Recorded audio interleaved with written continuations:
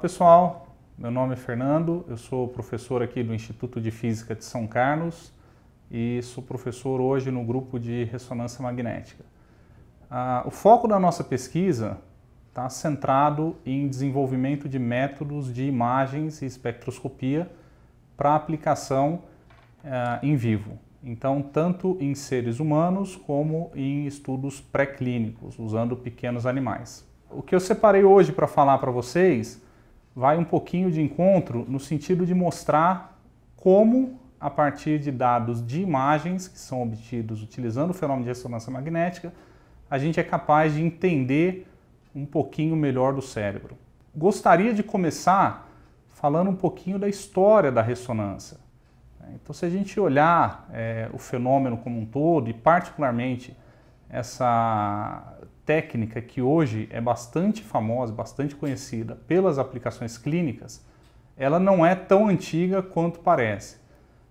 Muito embora inicialmente ela tenha sido descrita e proposta na década de 50, do século passado, a sua aplicação clínica efetivamente só começa com o advento dos gradientes de campo e a possibilidade de se saber de que região da amostra vinha determinadas informações.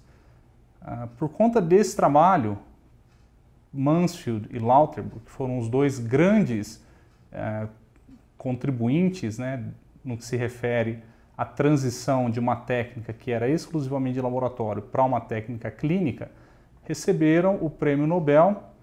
E interessante, muito embora eles fossem físicos e químicos, respectivamente, eles receberam o Prêmio Nobel na área de medicina. Nesse momento, a técnica migra e ganha um novo corpo, porque, obviamente, com a possibilidade de aplicação clínica, ela passa a ser de interesse para que se possa fazer imagens de maneira não invasiva, utilizando radiação não ionizante. Nessa etapa, já tinha a grande concorrente das imagens por ressonância, que era as imagens por raio-x, mas a grande vantagem da técnica de ressonância é que utiliza uma radiação não ionizante. Então, a gente costuma brincar que o paciente, quando vai para a clínica fazer um exame de ressonância magnética, quando comparado com a tomografia, ele vai embora para casa sem nada além do laudo. Então não sobra nenhum resquício. Isso cria uma nuance interessante para a área de imagens por ressonância, que é o fato de que você pode repetir esse experimento no seu paciente ou no seu voluntário, no nosso caso, quando há um interesse aí de pesquisa, inúmeras vezes. Então se cria essa perspectiva de imagens longitudinais, o que é muito interessante, tanto para diagnóstico, mas principalmente para acompanhamento de tratamentos que são desenvolvidos, de estratégias que a gente utiliza hoje para conhecer e entender melhor os mecanismos cerebrais, coisas que com outras técnicas concorrentes a gente não conseguiria fazer. Mas enfim, como é que funciona ressonância efetivamente? Eu vou tentar passar aqui de uma maneira bastante simples. Obviamente, esse é um fenômeno quântico que não é tão trivial de se compreender, mas dá para a gente, em poucos passos, tentar entender qual é a filosofia por trás de um experimento como esse. Então, basicamente, o que a gente faz é olhar para propriedades do núcleo atômico. No caso de aplicações em sistemas biológicos ou em vivo, a gente normalmente está interessado em olhar para o hidrogênio como um núcleo de referência. A razão é simples, o nosso organismo é composto majoritariamente por moléculas que contêm hidrogênio na sua composição. Tem muita água, por exemplo, no nosso organismo. E por essa razão, o hidrogênio se torna interessante porque ele acaba sendo mais fácil de se detectar. Então, o que a gente faz é colocar o nosso sistema de interesse, seja a nossa amostra, seja o nosso organismo, na presença de um campo magnético intenso, e algo acontece quando você faz isso. Então, por conta das propriedades do núcleo atômico, o que a gente tem quando coloca essas amostras ou esses sistemas, né, na presença de um campo magnético intenso, é a aparição de dois possíveis estados de energia que podem ser ocupados, no caso do hidrogênio. Tá? Isso significa que, na prática, o que a gente tem é o surgimento de algo que a gente chama de magnetização.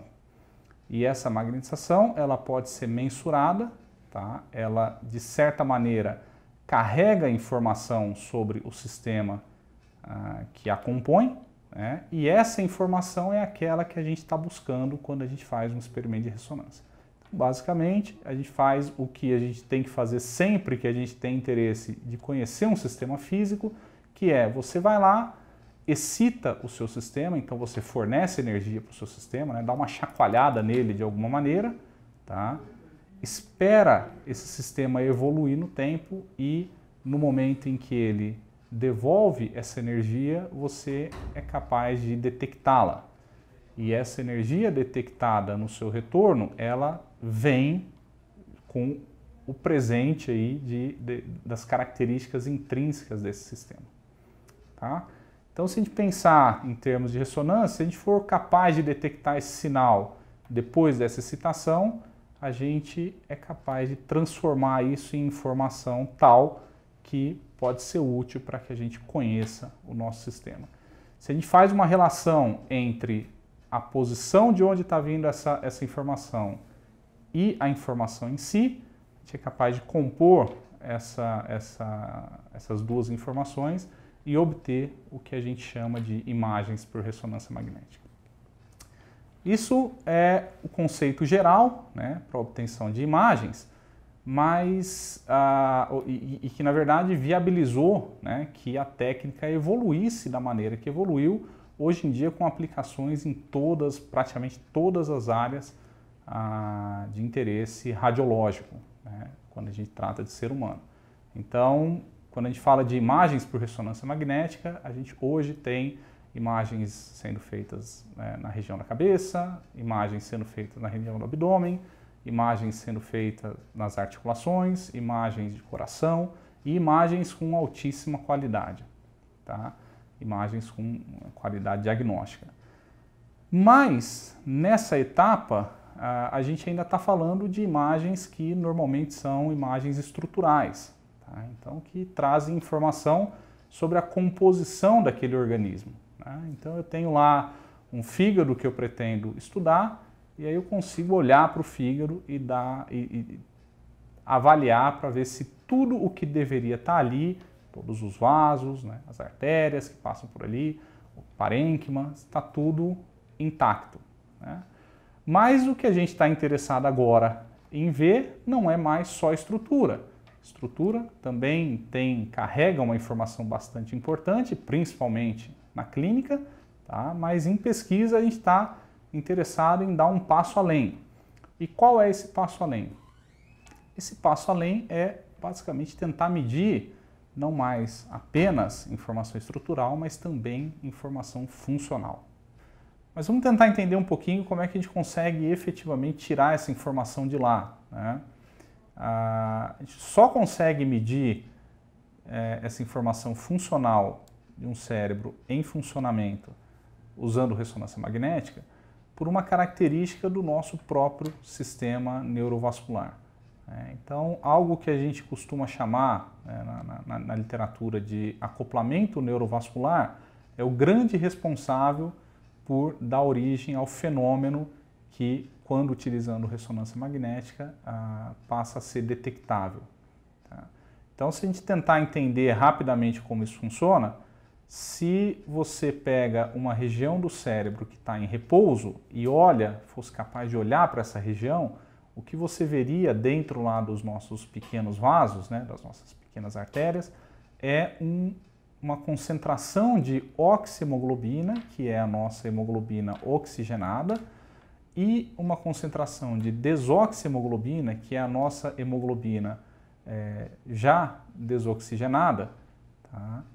Constante. Então, se você olha isso ao longo do tempo, você vê ali uma relação entre concentrações mais ou menos constante, e isso depende do consumo de oxigênio necessário para manter o tecido cerebral em funcionamento. Quando a gente faz uma determinada tarefa, então, por exemplo, quando eu decido mexer a ponta dos dedos, né, ou mexer a minha mão, a região responsável no cérebro por comandar essa ação, ela aumenta a sua atividade. E esse aumento na atividade, ele começa com, né, um disparo neuronal para passar essa informação e dali para frente uma série de eventos se sucedem.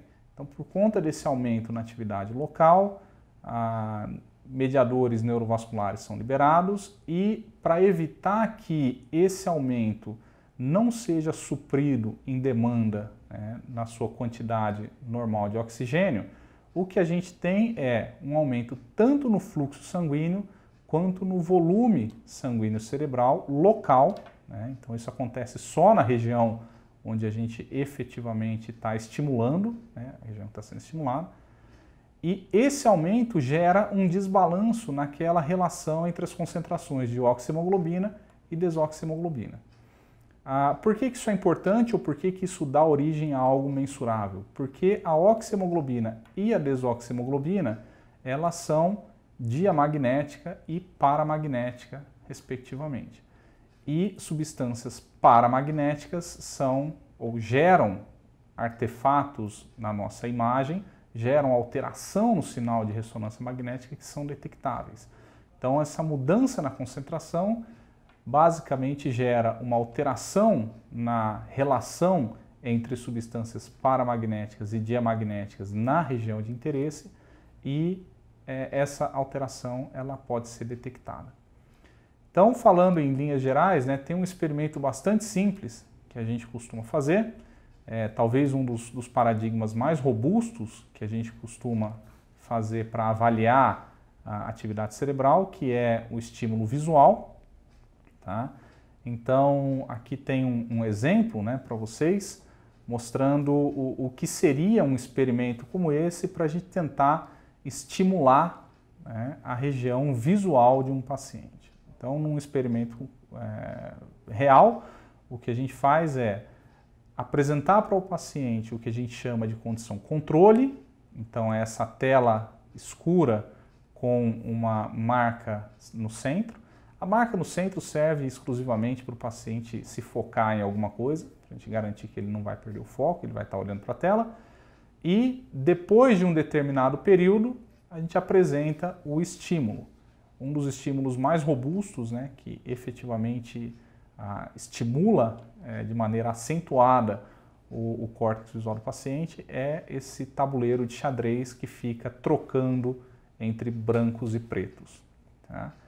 Se eu faço isso durante o período em que o paciente ou o voluntário está sendo submetido ou está sendo apresentado a esse estímulo, tá? O córtex visual dele vai estar lá superativo e desencadeando todo aquele conjunto de eventos que eu mencionei, tá? Gerando uma alteração no sinal. Tá?